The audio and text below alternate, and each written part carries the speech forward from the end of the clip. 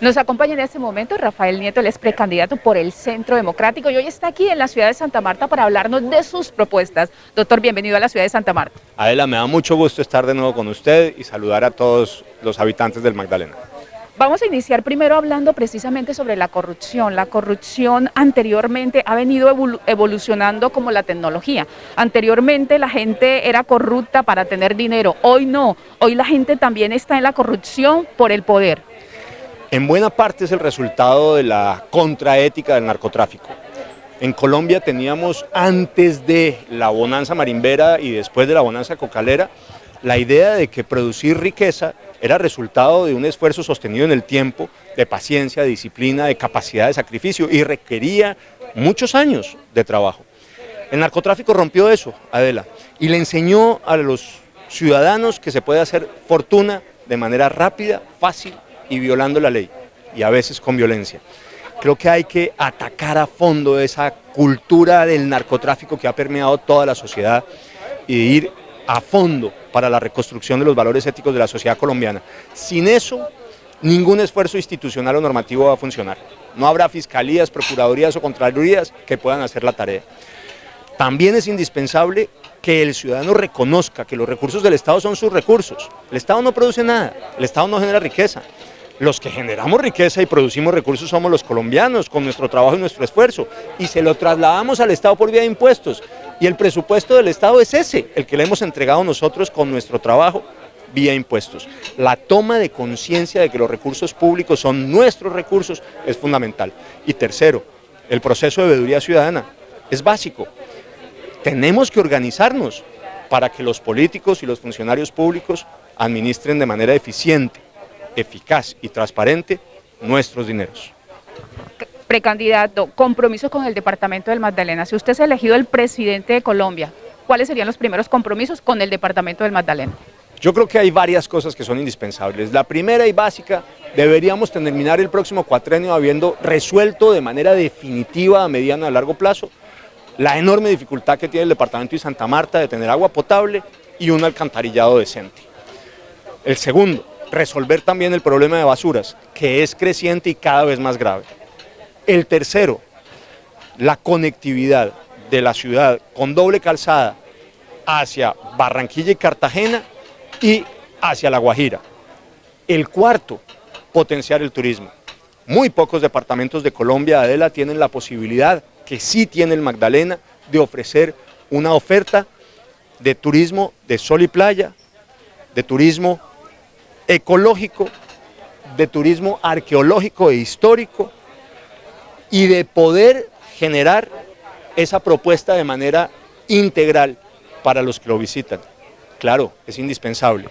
Por otro lado, tener operadores bilingües en materia turística, porque si no vamos a quedar sujetos al turismo de chancleta, que yo no minimizo y que es importante, pero que no es el que más recursos deja.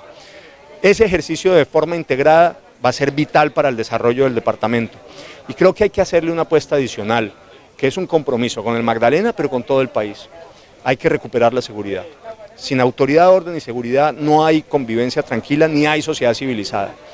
Y por supuesto, nadie quiere tener el miedo de salir a buscar el pan de cada día y no saber si al final de la jornada va a llegar sano y salvo a su casa. Precandidato, las instituciones Colombia hace un tiempo y las instituciones se vienen viendo amenazadas por amenazas híbridas. ¿Cómo manejamos nosotros eso? ¿Cómo lo manejaría usted desde su gobierno? ¿Cómo le hacemos contrapecho a todo eso? Yo creo que en materia de seguridad hay que hacer un replanteamiento estratégico que aborde distintas facetas del problema. Uno, reconocer que estamos fracasando en materia de lucha contra el narcotráfico. Hoy tenemos 3 veces más narcocultivos y 4.2 veces más producción de cocaína que antes de la firma del Pacto de Santos con las FARC. Segundo, reconocer que por cuenta del narcotráfico y la minería ilegal de oro no hemos resuelto el problema del conflicto armado. El conflicto armado sigue vivo, más vivo que nunca. Si no le torcemos el pescuezo a esas economías ilegales que son el motor del conflicto y la gasolina de los grupos armados violentos, no lo vamos a resolver. Tercero, entender que las FARC siguen matando, tienen 5.500 hombres en armas. La pregunta es ¿por qué? Yo no tengo la menor duda. La motivación no es política, es económica. Volvemos al problema del narcotráfico y de la minería ilegal como fuentes sustantivas de los ingresos de los grupos armados ilegales. Cuarto, hay que recuperar la voluntad de vencer a los violentos. No podemos seguir teniendo un espíritu transaccional. Ese espíritu de transar finalmente con los violentos lo único que hace es reproducir la violencia y eventualmente aumentarla, porque los violentos saben que más temprano o más tarde terminan de arrodillando de nuevo al Estado y consiguiendo de ellos impunidad y beneficios políticos y económicos que usted y quienes nos están viendo no tenemos. Y eso es claramente inaceptable. Uno no puede romper el principio de igualdad frente a la ley para premiar a los criminales. Además de ellos, pues, indispensable recuperar unos pilares en materia de seguridad: la cooperación de la ciudadanía con la fuerza pública, la capacidad helicotransportada del Estado, que nos dio tantos éxitos en el pasado, el fortalecimiento de los aparatos y las operaciones de inteligencia y contrainteligencia, seguridad jurídica para los miembros de la fuerza pública y además para los ciudadanos. Todos tenemos que saber cuándo es lícito y cuándo no usar la fuerza y en qué circunstancias y condiciones hay que usarla. Quinto, hay que reconocer además que tenemos un serio problema de pie de fuerza de policía. La policía, Adela, ha perdido 32.000 hombres en los últimos 2 años, que se han retirado de la institución. Se han acogido un sistema de retiro anticipado y va a perder entre 25 y 27.000 hombres más. Una policía que va a contar con menos del 25% de sus hombres en un periodo tan corto, es una policía que no tiene capacidad de respuesta. Hay que ver cómo reintegramos muchos de los policías que se han retirado y cómo aceleramos la incorporación de nuevos policías. Es también indispensable suplir esa debilidad en el pie de fuerza con la tecnología. Cámaras de video, sistemas de reconocimiento facial, mecanismos de inteligencia artificial para determinar las circunstancias del tiempo, modo y lugar en que están ocurriendo los delitos. Ahora, ningún esfuerzo en materia de seguridad ciudadana funciona si tenemos el problema que tenemos hoy en materia de administración de justicia. Es decir, si el delincuente tiene casi la plena certeza de que no lo van a capturar, tiene un incentivo para delinquir. Si de milagro lo capturan, saben que no lo va a condenar. Y si lo condenan, lo que sería extraordinario, porque hoy en Colombia quedan en la impunidad alrededor del 95% de los delitos, pero si lo condenan, saben que lo van a mandar a la cárcel y que no le van a quitar los bienes adquiridos ilícitamente. O hacemos una reforma a la justicia que efectivamente castigue al delincuente o no vamos a ningún lado. Habría que agregar además que hay que pensar en el problema de la reincidencia. Cerca del 72% de los delincuentes son reincidentes. Hay que buscar un mecanismo para sancionar esa reincidencia y tratar con mayor rigurosidad el delito reincidente que el primero que se comete. Muy importante todo eso que usted acaba de decir. Precandidato, para algunos colombianos cuando se habla de seguridad nacional y se menciona la Corte Constitucional, es como si fueran dos polos opuestos. ¿Por qué pasará este? ¿Qué opina usted de eso? Yo creo que lo que está ocurriendo en parte del sistema de administración de justicia es un problema de carácter doble. Los jueces han empezado a reemplazar al Congreso como el lugar en donde se toman las decisiones políticas en el Estado colombiano. Y eso es un socavamiento de la democracia de una enorme gravedad, porque a los magistrados y a los jueces no los elige nadie. No están sujetos al control que supone para el político tener que conseguir la votación. Y además no tienen sistema de control judicial real.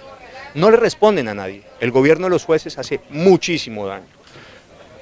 Eso se puede reformar. Sí, yo creo que la reforma del sistema de administración de justicia de es indispensable, es urgente. Y si no la hacemos, muy probablemente vamos a seguir teniendo enormes dificultades para resolver los problemas de desarrollo y los problemas de seguridad en Colombia. Pero me atrevo a pensar que hay además un problema adicional. Los jueces tienden a mirar los derechos de los delincuentes y se preocupan poco por la protección de los derechos de las víctimas. Centrarse solamente en el victimario es un profundo error. Claro que hay que proteger los derechos de los victimarios para que tengan una investigación, un juicio y unas condenas justas, pero también y sobre todo hay que proteger los derechos de los ciudadanos que tienen que tener la certeza de que aquellos que vulneran su vida, su integridad física o que les quitan sus bienes van a tener una sanción efectiva y eso no está pasando en Colombia. Precandidato, ya para terminar, ¿usted es consciente si es elegido presidente de los colombianos, cómo va a recibir al país económicamente? Para mi sorpresa, la recuperación económica de Adela está siendo mucho mejor de lo que esperábamos. El año pasado fue el peor de la economía desde que tenemos estadísticas. Perdimos casi el 7% de nuestra riqueza en los 9 meses de los confinamientos y cuarentenas de la pandemia del año pasado. Y eso se tradujo en un disparo del desempleo que saltó del 10.5 al 15.9, así recibimos el año 2021 los colombianos, y en paralelo y como consecuencia del aumento del desempleo se disparó también la pobreza. Y al inicio de este año teníamos 4 de cada 10 colombianos en pobreza. Pero digo, la cosa ha venido mucho mejor y lo que yo pensé que iba a ser un proceso de recuperación de 2 o 3 años se produjo básicamente en este 2021. Es perfectamente posible que también en términos históricos este sea el mejor año de la economía colombiana desde que tenemos estadísticas y que crezcamos más del 8%, quizás 9%. Y eso va a significar, Adela, que en apenas este periodo de tiempo vamos a terminar con las mismas cifras de la economía previas a la pandemia, cosa que prácticamente ningún otro país del continente va a conseguir. Eso habla muy bien de nuestra economía. ¿Dónde está el problema? El problema está en que si bien la producción económica viene disparada, el empleo viene rezagado, no está corriendo en paralelo, Adela. Es decir, no tenemos una mejora proporcional en el empleo parecida al que estamos teniendo en la economía productiva. Y eso se debe básicamente a 2 factores. Uno que es entendible y es que siempre en las crisis económicas la recuperación se produce más rápido que la del empleo. Hay un rezago en el tiempo en el empleo, pero la otra es más complicada y es que parece que muchos empresarios, y cuando me refiero a los empresarios no me refiero a las grandes empresas, Adela, que son apenas el 0.5% de las empresas del país, me refiero al 98% de las MIPYMES, que son el 98% de todas las empresas en Colombia y generan el 82% del empleo. Esas MIPYMES entendieron que es posible producir lo mismo o más con menos mano de obra. Y eso sí es preocupante porque va a generar una brecha que nos va a obligar a hacer un mucho mayor esfuerzo económico para generar más riqueza y poder cerrar la brecha en materia de empleo. Esa es la clave en la lucha contra la pobreza. ¿Por qué debemos darle el voto de confianza a Rafael Nieto? Porque yo no soy un político tradicional, yo no soy un político de oficio, yo he sido una persona que ha dependido siempre de su trabajo como abogado, como consultor internacional y como un pequeño empresario. Yo sé dónde le duele a los colombianos, dónde le talla el zapato. Yo sé lo que es tener que producir para pagar una nómina, yo sé lo que es tener que buscar empleo, porque conozco el país desde Puerto Carreño en el Bichada hasta el Chocó, desde Ipiales hasta La Guajira, desde Leticia y Puerto Nariño hasta San Andrés. Porque yo no voy a hacer política en Boca Grande, sino en el Pozón y en el Nelson Mandela, en los barrios más vulnerables. Sé dónde están las dolencias, las necesidades y las preocupaciones de los colombianos. Y yo no echo carreta. Yo lo que digo, lo hago. Tengo soluciones concretas para Colombia. Y no tengo rabo de paja y no tengo esqueletos en el closet, de manera que a mí nadie me puede chantajear. Mi compromiso en la lucha contra la corrupción es absoluto.